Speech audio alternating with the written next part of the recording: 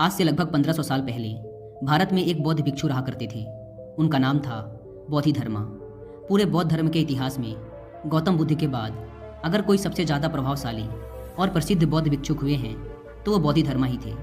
गौतम बुद्ध के बाद बोधिधर्मा ने ही बौद्ध धर्म को सबसे ज़्यादा फैलाया था। वो बोधिधर्मा ही थे जो बौद्ध धर्म को भारत से चीन ले गए थे, जो बाद में जैन बुद्धिज्म के नाम से प्रसिद्ध हुआ और फिर ये चाइना से होता हुआ जापान, कोरिया और दक्षिण पूर्व एशिया के कई देशों में फैल गया। उस समय चीन में जो सम्राट था उसका नाम था बू। सम्राट बू ने गौतम बुद्ध और उनके शांति के विचारों के बारे में बहुत सुन रखा था और वो उनसे बहुत प्रभावित भी था। कहा जाता है कि सम्राट बू सालों इंतजार करता रहा कि महान हिमालय की दुर्गम घाटियों को पार कर भारत की ओर से कोई बौद्ध भिक्षु चाइना में आ जाए और उसे बुद्धिज्म व उसके विचारों के बारे में बताए। जब बोधिधर्मा चाइना पहुंचे तो बूढ़ा सम्राट बू उनसे मिलने आया। उस समय सम्राट बू मानसिक अशांति की समस्या से गुजर रहा था। उसने बोधिधर्मा से कहा, मैंने बहुत कोशिश की, हर तरह से प्रयास करके देख लिया, लेकिन मेरे मन में शांति नहीं है। ये हर समय भटकता रहता है। क्या आप मेरे मन को शांत कर सकते हैं? बोधिधर्मा ने कहा, कहाँ है तुम्हारा अशांत मन? दो मुझे, मैं उसे अभी शांत करके देता हूँ। सम्राट बू को कुछ समझ नहीं आया और वो चुपचाप खड़ा रहा। बोधिधर्मा ने कहा, ठीक है, मैं तुम्हारा मन शांत कर दूंगा, लेकिन इसके लिए तुम्हें कल सुबह 4 बजे अकेले मेरे पास आना होगा। और हाँ, याद रहे, अपना अशांत मन अपने साथ ही लेकर आना, उसे भूलना मत। सम्राट बू को यह जवाब कुछ अजीब सा लगा। वो उस पूरी रात सो ना सका। सोचता रहा कि कैसा पागल भिक्षु है, कहता है मन साथ लेके आना, भला मन भी कोई बाहरी सामान है जिसे मैं छोड़कर आ जाऊंगा। उसने कई बार निश्चय किया कि जाने का कोई मतलब नहीं, इंसान पागल मालूम पड़ता है, लेकिन उसके पास और कोई दूसरा रास्ता भी नहीं था। इसलिए उसने निश्चय किया कि वो एक बार उस भिक्षु के पास जरूर जाएगा। अगली सुबह 4 बजे सम्राट बू बोधिधर्मा के पास पहुंच जाता है। बोधिधर्मा आंखें बंद करके ध्यान में बैठे हुए थे। सम्राट के आने की आहट पाकर बोधिधर्मा अपनी आंखें खोलते हैं और सम्राट बू से कहते हैं, तो तुम आ गए?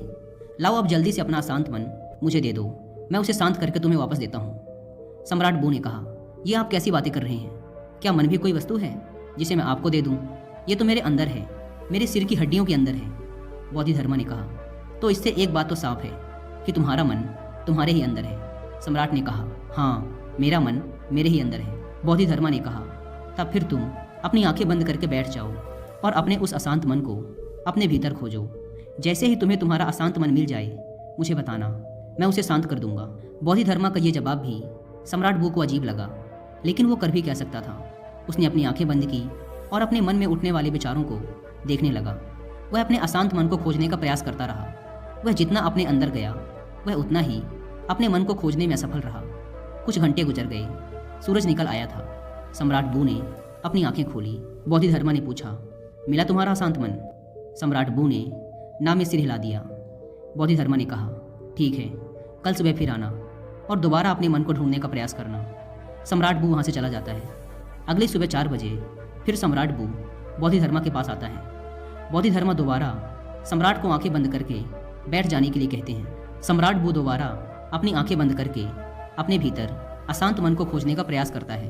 वह जितना अपने अंदर डूबता चला जाता है वह उतना ही अपने मन और विचारों से दूर होता जाता है। आज सम्राट बू को बैठे बैठे दोपहर हो गई। अब उसने अपनी आंखें खोली। बोधिधर्मा ने पूछा, मिला तुम्हारा अशांत मन? सम्राट ने फिर से ना में सिर हिला दिया। अगले दिन फिर सम्राट सुबह 4 बजे बोधिधर्मा के पास आता है और बैठकर अपने अशांत मन को खोजने का प्रयास करता है। आज सम्राट को बैठे बैठे शाम हो जाती है। जाते वक्त बोधिधर्मा ने फिर पूछा, मिला तुम्हारा अशांत मन? सम्राट बू ने फिर से ना में सिर हिला दिया। बोधिधर्मा ने कहा, ठीक है, कल सुबह फिर आना। आज सम्राट बू सुबह 3 बजे ही आ जाता है और बैठकर अशांत मन को अपने भीतर खोजने लगता है। पूरा दिन गुजर जाता है, पूरी रात गुजर जाती है, लेकिन सम्राट बू अपनी आंखें बंद किए अपने अशांत मन को खोजता रहता है। बोधिधर्मा भी सम्राट बू के पास ही बैठ जाते हैं। वह जितना अपने अंदर उतरता गया वह उतना ही अपने मन को खोजने में असफल रहा। वह समझ चुका था कि अंदर मन जैसा कुछ भी नहीं है। ये तो केवल विचारों का एक समूह है जिसे हम मन कहते हैं। अगर विचार हैं तो मन है, अगर विचार नहीं तो मन भी नहीं। जब अंदर मन जैसा कुछ है ही नहीं तो इसके साथ कुछ किया भी नहीं जा सकता। जिसे हम मन कहते हैं ये तो सिर्फ वो विचार हैं जो हमारी अचेतन अवस्था में हमारे भीतर उठते रहते हैं। अगर हम अपनी चेतना में आ जाएं और जागरूक होकर जीने लगें तो यहाँ विचार जैसा कुछ नहीं रह जाता, और जब विचार नहीं तो मन भी नहीं। अब वो समझ चुका था कि बोधिधर्मा उससे बार बार ये क्यों कह रहे थे कि अपना मन मुझे दो, क्योंकि वो जानते थे कि मन जैसा कुछ नहीं होता। सम्राट बू ने अपनी आंखें खोली। बोधिधर्मा ने पूछा, मिला तुम्हारा अशांत मन? सम्राट ने कहा, अशांत मन तो नहीं मिला, लेकिन वो शांति जरूर मिल गई जिसकी मुझे तलाश थी। मैंने जब तक मन की तलाश नहीं की थी तब तक मैं बहुत परेशान रहता था, लेकिन जब मैंने तलाश की तब पाया कि मन जैसा कुछ नहीं होता। बोधिधर्मा ने कहा, जब भी तुम्हें अशांति महसूस हो तब आंखें बंद करके बैठ जाओ और अपने अंदर देखो कि ये अशांति कहाँ है, और तुम्हें तुम्हारे अंदर कोई अशांति नहीं मिलेगी। लेकिन हाँ, जब तुम खोजोगे तो तुम्हें तुम्हारे भीतर एक ऐसा इंसान जरूर मिलेगा जो बहुत ही शांत चित्त और स्थिर है। जैसे कि सम्राट बू ने महसूस कर लिया था कि मन कुछ और नहीं बल्कि हमारे विचार ही मन है। हम अपने विचारों पर नियंत्रण करके अपने मन को नियंत्रित रख सकते हैं।